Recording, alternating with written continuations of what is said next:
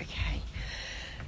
As I say, my name's Leanne. I'm an addict, and through strong sponsorship, working the 12 steps thoroughly and fearlessly, and through a God of my understanding, I haven't felt the need to use a drink or a drug in just under 5.5 years.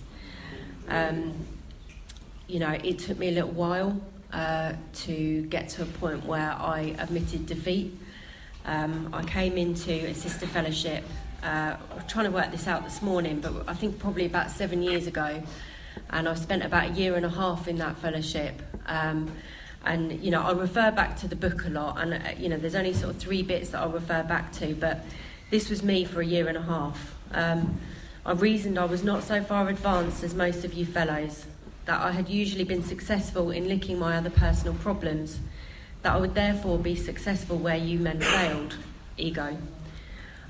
I felt I had every right to be self-confident, that it would only be a matter of exercising my willpower and keeping on guard. Strategy. I did that for 1.5 years, unsuccessfly. I'd get through periods of a few weeks. I'd go through steps 1, 2 and 3 off the wall, not with strong sponsor. Didn't really understand what powerlessness meant, and I would get periods of sobriety, if you could call it that, really. And my experience was, irrespective of how I was feeling, irrespective of my personal circumstances, I'd go back out the door, and I would always come back. Within about 24 hours, I'd be back in a meeting. It was the only sane thing that I was doing at that point in my life, was coming back into meetings. And we talk a lot about God in this fellowship, and I truly believe God kept kicking me back in through that door. As I say, it was really the only sane and rational thing I was doing. So, my experience was, I wasn't always, I hadn't lost the power of choice from the minute I took a drink or a drug. It took me a little while, and I know people have different experiences with that, and that's cool. I used to have fun with drink and drugs when I was younger, and I didn't always drink to blackout. It wasn't always tragic set of circumstances around my drinking and drugging, but at some point during my drinking and using, I lost the power of choice over whether or not I took the first one. And when I first walked into the door, I would have told you that happened a couple of years before I came in, and in reality I look at it, and actually I'd been drinking and using, that was out of control for probably 6 or 7 years before I walked through the doors of an Alcoholics Anonymous meeting, which is where I started my journey. I don't know what changed for me. I would love to tell you there was like this white light moment, but I truly believe that the turning point for me in my recovery, and what started me on my journey to getting well, was just a gut level acceptance, a realisation and a surrender that I was never going to be able to drink and use safely ever again, that I was going to die doing what I was doing. I was already doing some pretty dangerous stuff, hanging around bridges. I remember walking up the road with 1 foot in the road and 1 foot on the pavement, just to see whether anybody would knock me down. I didn't quite have the guts to chuck myself in front of the car. Occasionally get a few paracetamol down my neck before somebody stopped me and called an ambulance. And I started to appear at hospitals and sanitariums, as it talks about in the book, and things got pretty dark pretty quickly for me. And that was in the rooms. It was a horribly painful place to be, when I kind of knew somewhere down deep that there was a solution in the rooms, and it felt really, really far away. I didn't understand how to connect with this God that everybody talked about.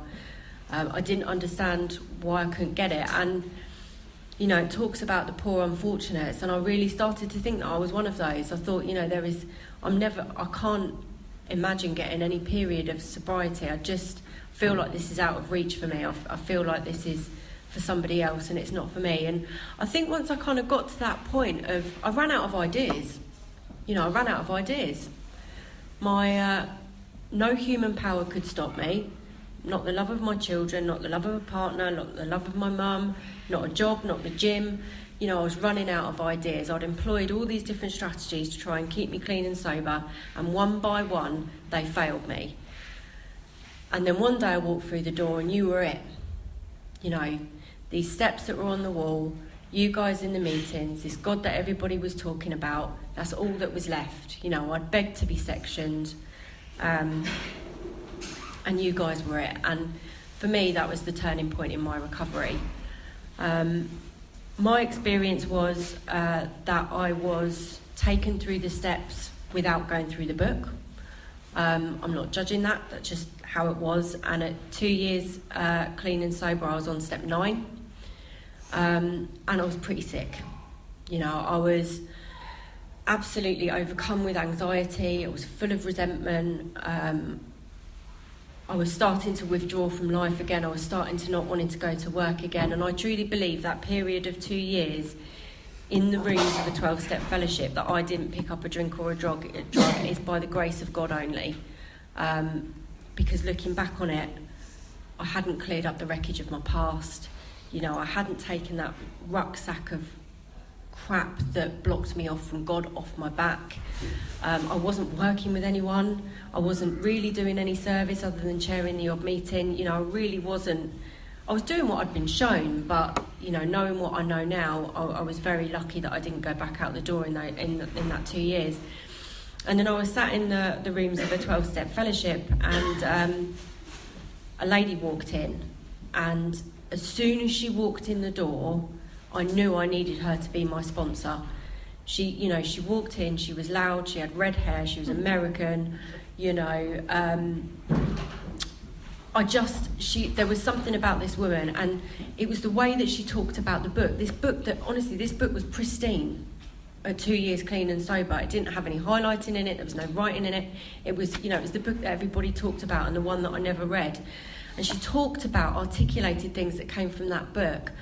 And I just knew that I needed her in my life. So I hung around like a limpet for about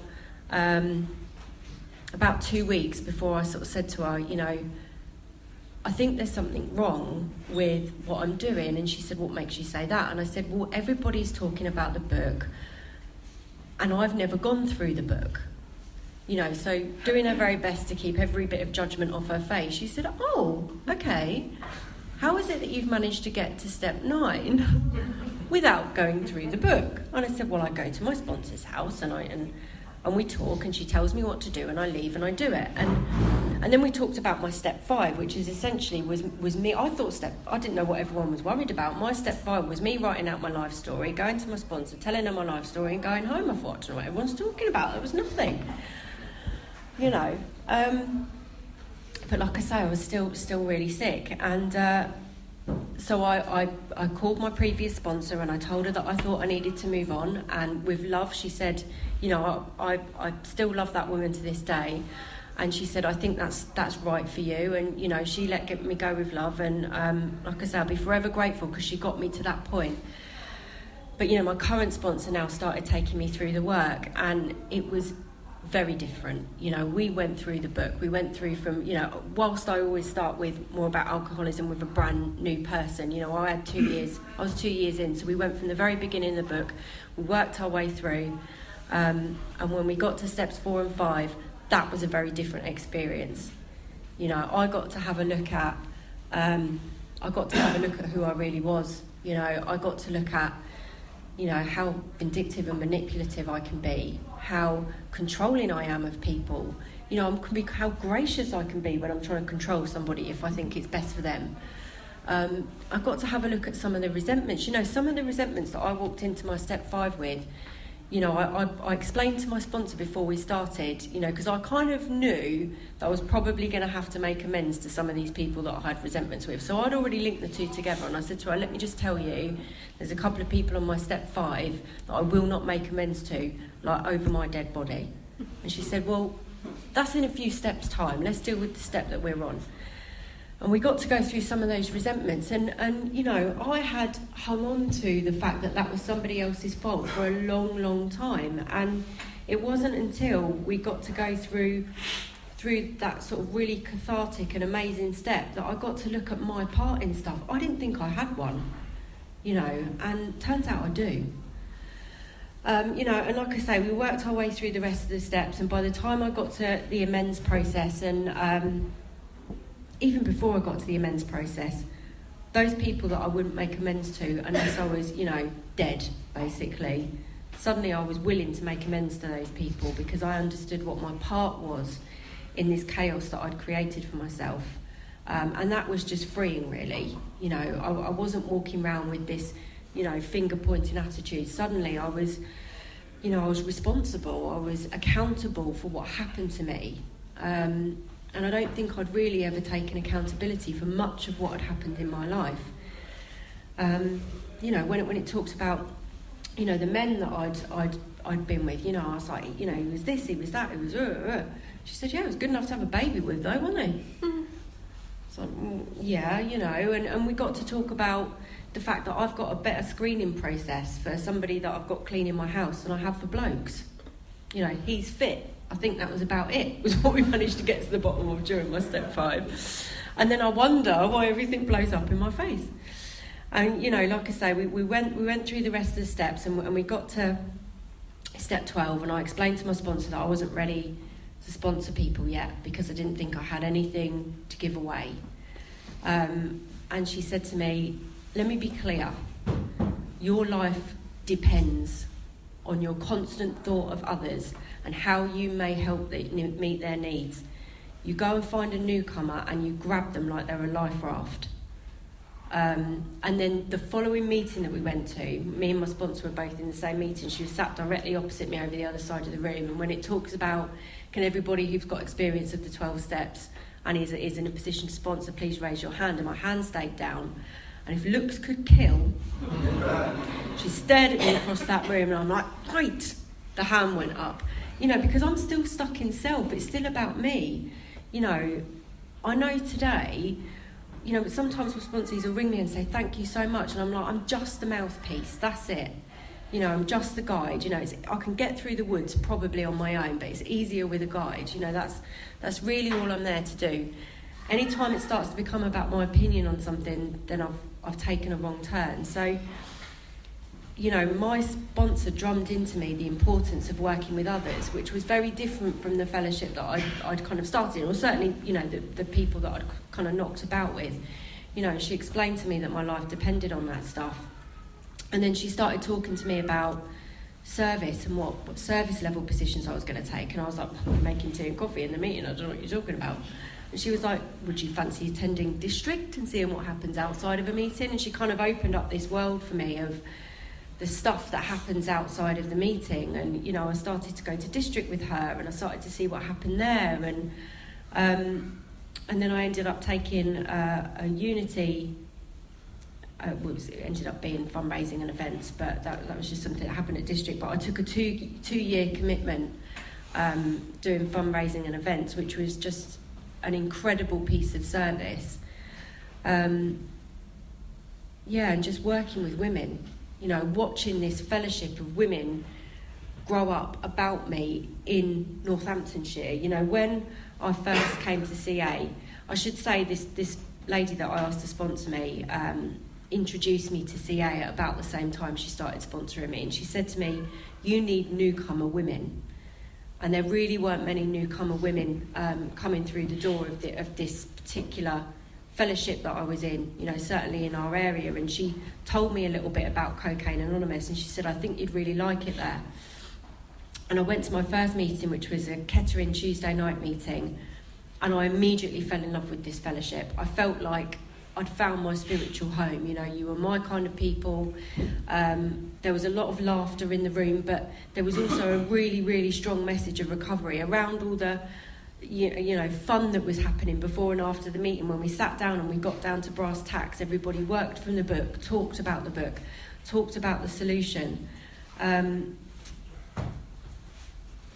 I think it was me and probably about 3 or 4 other women in the whole of Northamptonshire that came to those meetings regularly. You know, I now go and sit in my home group, and there's more women than that are in my sponsorship line in one room than there were in the whole of CA in Northamptonshire at that point. You know, and I'm really blessed for that. You know, and for me, like I say, you know, so I'd kind of come to a point, sorry to jump backwards and forwards, but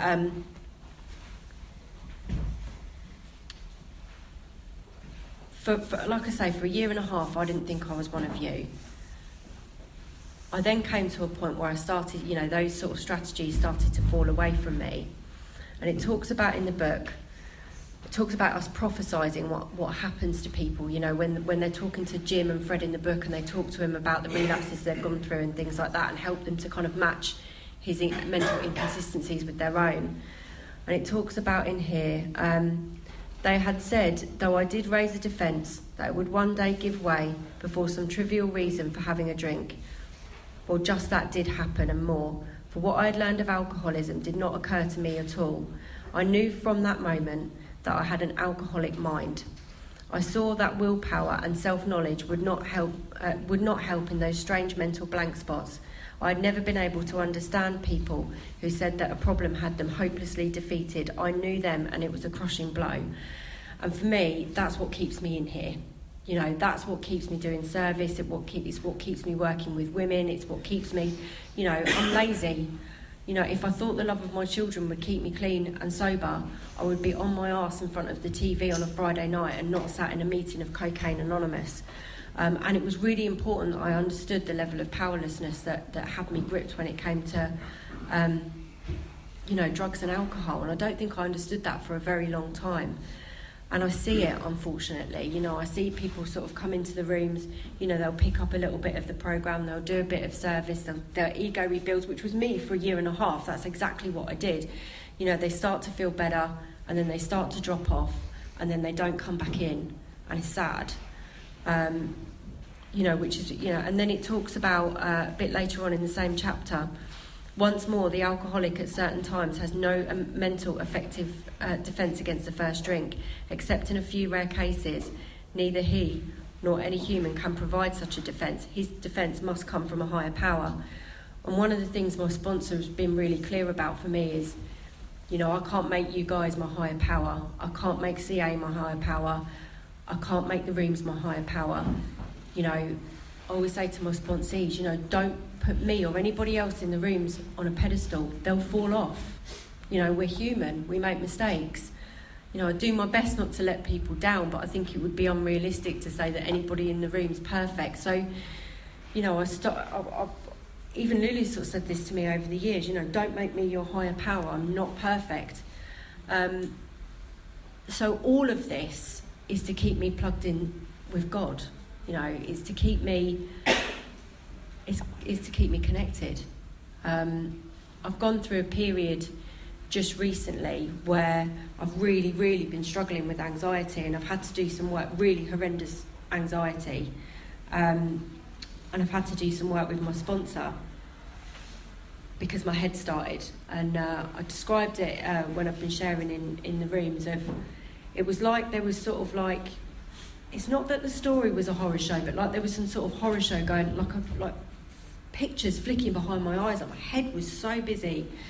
I was just consumed with this sense of impending doom, and I couldn't understand what was wrong with me or why I was going through this. And I was talking to my sponsor, and she said, you know, how are you getting on with step 10? And, you know, she gets my column work, we do inventory together. I do my nightly review absolutely religiously every night, and I do that as fearlessly and thoroughly as I can. You know, I start my day off right, you know, all of that stuff, you know, think about the 24 hours ahead. And I said, I think I'm okay with step 10. How are you with step 11? And I said, you know, I set my day up right, do my prayers, I do my meditation, you know, tick. I was, you know, I thought I was doing okay there. And then we talked about step 12, you know, and I'm in service, I work with others. If my phone rings, I pick it up if I absolutely possibly can. I said, you know, I'm okay with that. And she said, and how are you with God's plan? And I said, what do you mean? And she said, you know, there's fear coming from somewhere. What area of your life are you not prepared to hand over? And so I had to have a little think about that. And I realised that just recently I've started to do a qualification, which my work have paid for, and they've paid a lot of money for me to do this qualification. And my fear is that I won't pass. My fear is that I'm going to look bad. My fear is that I'll get halfway through and I'm going to be incapable of completing this qualification. My fear is that I'm not going to have time, that I'm going to start letting people down. So I'm starting to like pick up. It's like God can deal with drugs and alcohol. God can deal with, my children. God can deal with, my partner, but he cannot possibly deal with this, And it's my inability to accept what God's plan is in this particular area of my life. And I'm so grateful for the tools and my sponsor that helps me to sort of pick those tools up when I need it, because I've been able to take a step back and allow God into that area of my life again. So before I sit down and do my assignment, I do a period of meditation and practice some acceptance around, if this is not meant to be, it won't be. It's purely, it's God's plan is easy to accept when it is going my way. It's when it's not going my way that I really have to work this program very, very hard. What's life like today? Busy. I was talking to somebody outside, and obviously we go into drinking and using is a full-time job, isn't it? Thinking about drinking, where am I going to hide it? How am I going to get the coke? All of that stuff. And we come into recovery, and I honestly thought life was going to be shit boring. I'm never going to be able to take a drink or a drug again. Every event that I go to, I'm not going to be able to drink. It's going to be, it's just going to be so boring. I don't sit down for 5 minutes. If I'm not at a meeting, I'm on the phone. If I'm not at the phone, I'm doing some service. If I'm not doing service, I'm doing this qualification, or I'm at work, or I'm with the kids. I need to be of service to others at home. What do my children need? What do my partner need? And that keeps me out of myself and my will, which is the best place for me to be, out of myself and my will. It tells me in the book I must be rid of selfishness or it kills us. And I try and live and breathe that on a daily basis. So, I don't think I've spoken for half an hour, so I apologise for that. But, I'll just wrap it up with, this programme works if you work it. My advice would be, when you walk through the doors, go and find somebody who walks the walk, not just somebody who talks the talk. Because we can all sit here and quote from the book and do all that stuff. You want somebody who's in service, somebody who's got a strong sponsor, somebody who works from the big book, all of that stuff. If you've got that, go and grab a sponsor, go and get through the work. Don't wait, don't die waiting, because I've seen that happen too. Go and get through the work and immerse yourself in recovery. And sometimes I hear people talk about, I've got all this recovery and I need to find some balance. Balance comes in time. In the very beginning, do what you did with drink and drugs. Both feet in. Immerse yourself in recovery. Balance will resume itself in your life once you've got the roots of your recovery firmly planted. And my experience has been, if I work those 12 steps, I stay connected with God, I remain accountable to my sponsor, and I keep working with others, up to today, it's served me pretty well. So, thank you.